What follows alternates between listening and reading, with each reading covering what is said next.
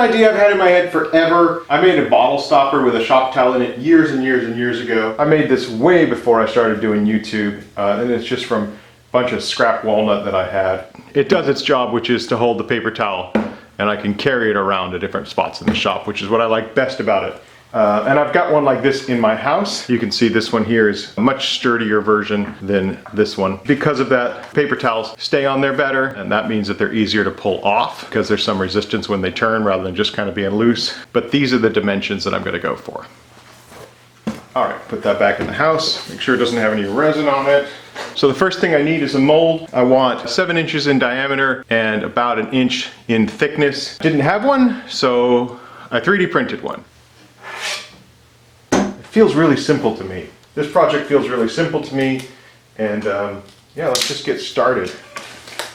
Today I'm going to be using thickset Fathom. Let's start with like 12 ounces of resin and see where that gets us.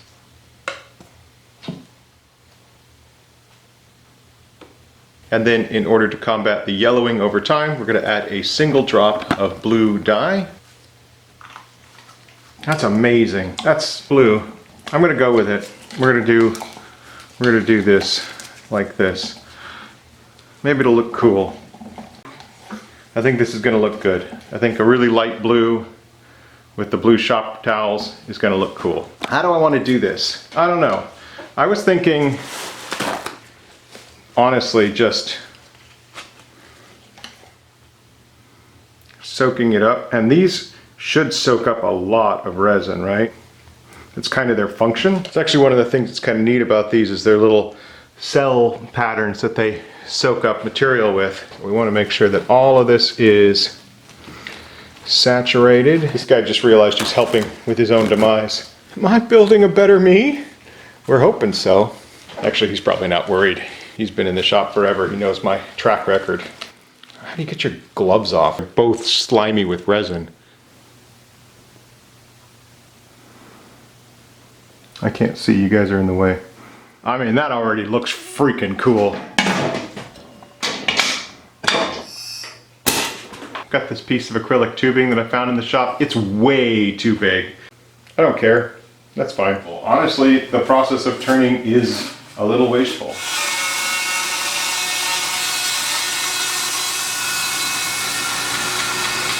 Good thing I cleaned that out before cutting it.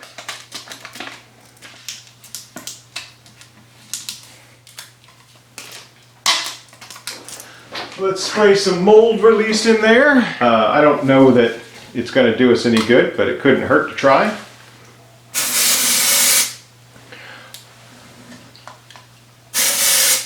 Got to sit for a couple minutes. Okay, that smells like death. Don't put your nose in there. And we're going to mix up some more resin. I think I've had this on my list of things to do for years. I wanted to do it almost immediately after I made that bottle stopper. Back then I really didn't know a whole lot about resin. I didn't even know how to polish that properly. I think I actually ended up sealing that one with lacquer.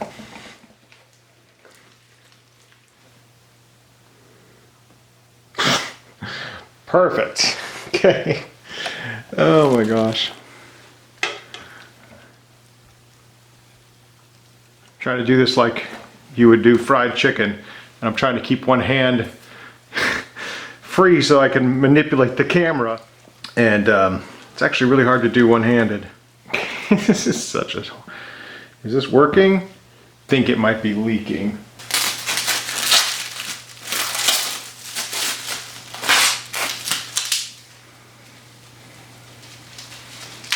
Alright, and now all these shop towels I just used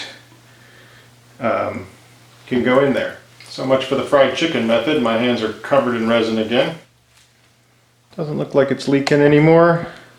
Need some more resin, we need some more shop towels. Everything on this table is slick with resin. One drop. One drop. I really should have made this, I really should have made a stabler base for this.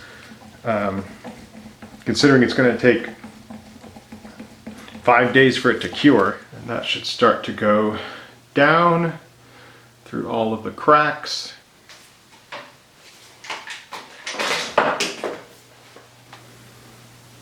I'm just going to try to give a pathway for this air bubbles to come out.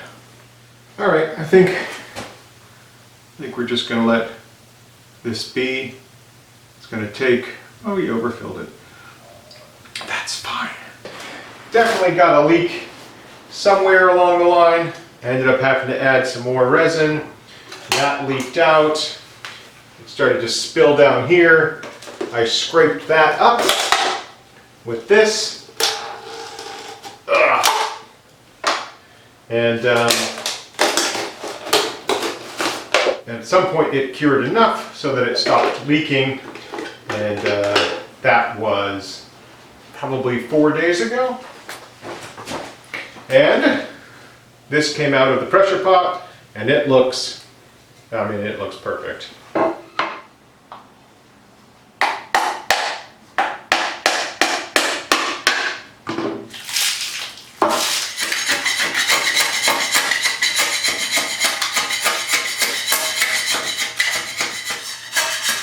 Okay, easier than clean up on a lot of surfaces. I would recommend safety goggles so you don't get any resin in your eyeball. I'm prepping my faceplate for the base. I'm pretty sure the last time I made a paper towel holder was on the channel, and that's been over 10 years.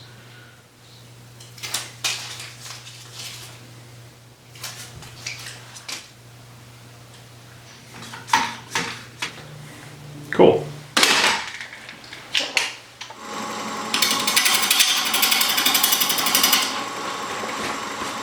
All right, that's super painful. Nice.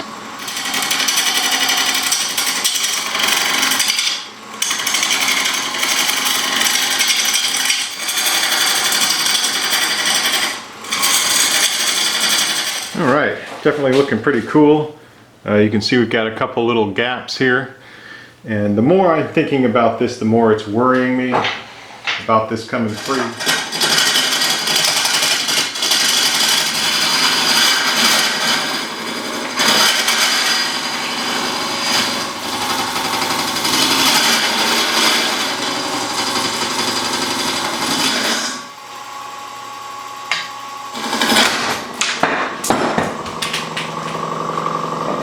That was what we were trying to avoid.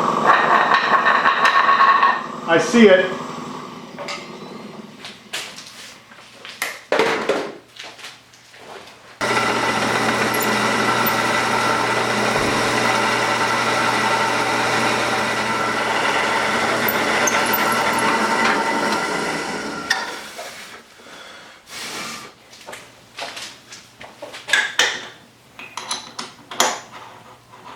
Screw it up again, clean up the top, and see how much we're left with.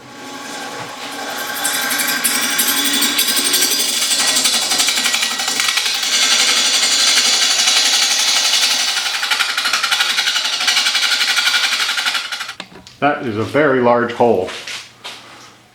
That goes way down deep inside. Mixing up a small amount of resin, and this might not be the last time that we have to do a fill job.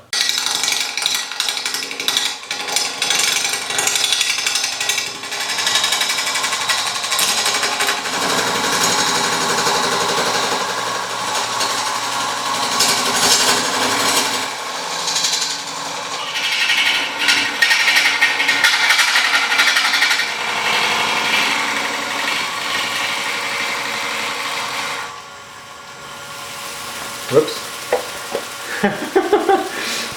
Okay, that's perfect. That'll just get it all over the shop. That's the way we like it.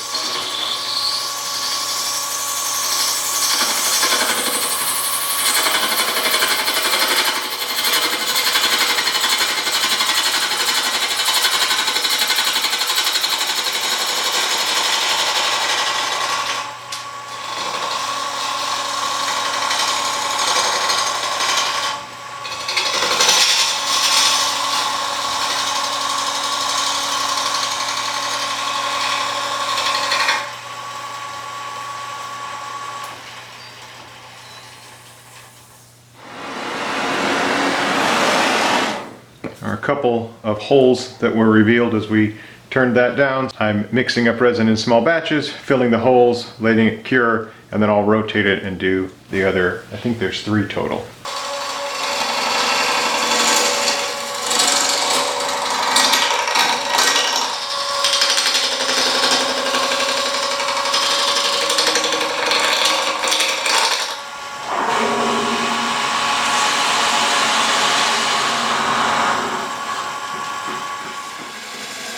Forstner bit was a little dull, so I cleaned it up with my carbide tools. And now I've got a nice recess here for the upright. I don't know if you can tell or not, but it has definitely changed shape. It is narrower in this direction and wider in this direction. That's probably the heat from the resin. We actually got really lucky that it didn't overheat.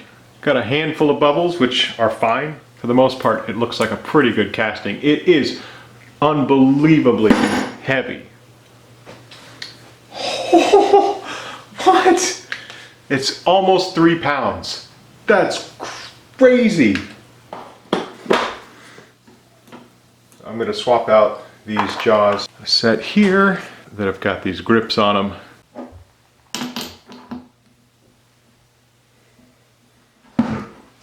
I predict that this is going to be a real bear of a turning, but I suppose we should get started.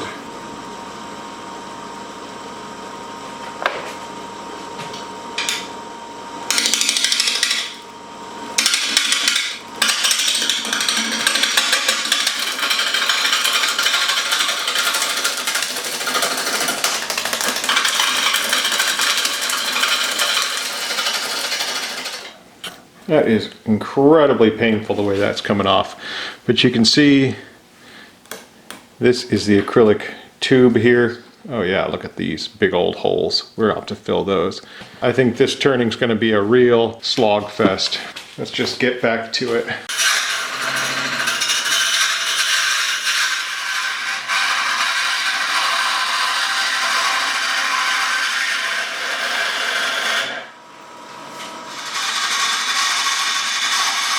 You can see the acrylic's like this really awful shavings that just come off in shards. Got me a little bit there while I was turning. Almost all of the acrylic tube is gone. There's a little bit of it left here. Now we can switch over to the carbide tools and hopefully a little less painful.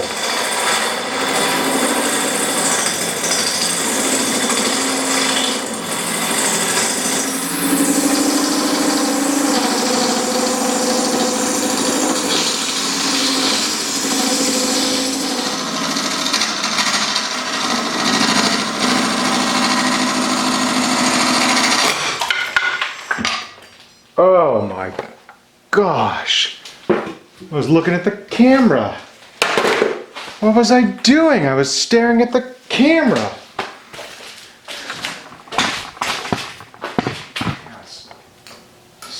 So stupid. I'm really lucky that wasn't worse. That could have been a lot worse. Okay, so obviously I was recording. You guys saw what I did. I was staring over here at the camera screen and not watching what I was doing.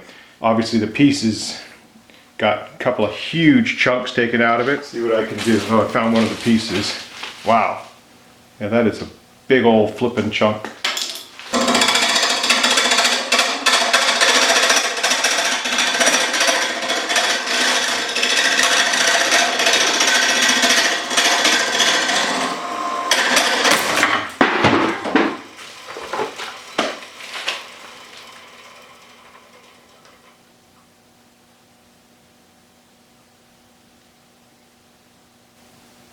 Dang it. That makes me angry. Looks like the mold release works. It slipped right out of the acrylic, like beautifully out of the acrylic. Most of the acrylic is still in the chuck, which is holding fast. This is now a flippin' weapon. I am so glad it went off that way. Now I've got 2 horrible catches on camera, and it doesn't really speak to my talents, but it definitely shows that I am incredibly fortunate again. And surprisingly enough, there is no damage, well, no more damage that I can see to the piece.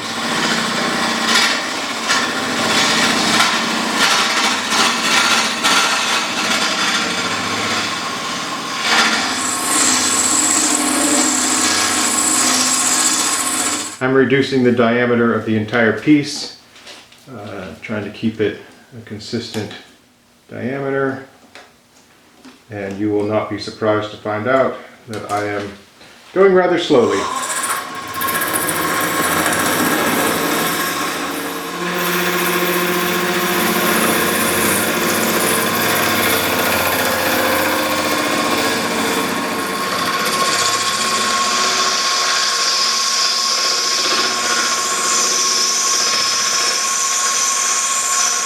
Now we're looking on diameter. It's pretty consistent. We're down to a much better diameter.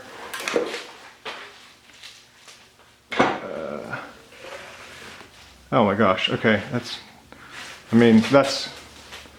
exactly what we're looking for.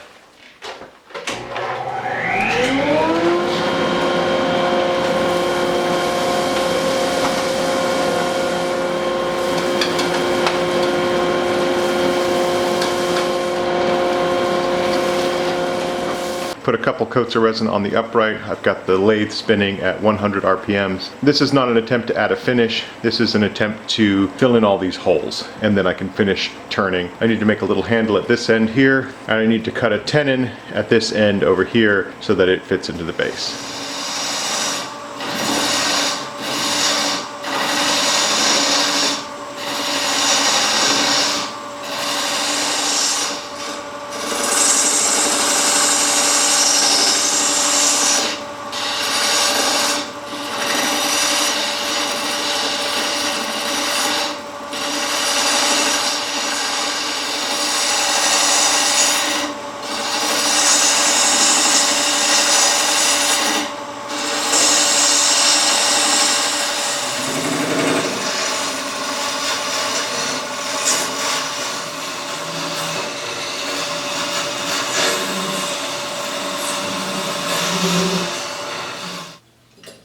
Right on top of it now, almost there.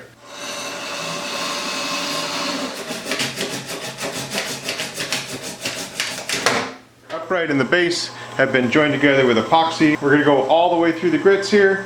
120, 150, 180, 240, 320, 400, 600, 800. Now we're going to move over to polishing. Oh my gosh, I look like Scarface. Okay, for polishing, I'm using my micro mesh pads. Micro mesh is its own grit system. There are 9 pads. They start at 1500 and go through to 12,000. And I'm just going to slowly work through the grits here. If this was a solid block of resin, we would have a really smooth surface. But this is stuffed full of wrinkled up shop towels, and it cured over a 5-day process. We're gonna have voids. I could make myself crazy trying to make this look perfect, or I could embrace the fact that I'm working with an unusual material and we're gonna get an unusual looking end product. Luckily, I've been doing this for a long time now, and so I'm gonna make myself crazy and try to make it look perfect. Sanding this is a little problematic on camera, I gotta tell you. This is one of those projects I've been wanting to make for well over a decade. Shop towels turned into a shop towel holder. And it came out super interesting. The base, you can see all the folded up shop towels in it. There are a number of little bubbles and voids here and there. I'm not sure how to have avoided that and get the look that I wanted with the folds of the shop towels, which is really what I was after. Honestly, a little chaos sort of fits the project. And the upright, again, super interesting, exactly what I was hoping for. You can see the individual shop towels, goes all the way up to top. Got a really nice handle on it. Nowhere near as heavy as it was when it came out of the casting. I'd say the whole thing now probably weighs just a little over a pound. Maybe still a good defensive weapon. Between gummy bear axe handles and shop towel holders made out of shop towels, my fortress of weird is fairly well defended. Thank you guys very much for watching. Super appreciate it. You can hit like, hit subscribe, that helps me out a ton. I've probably got 20 minutes of sanding and polishing footage that should never see the light of day.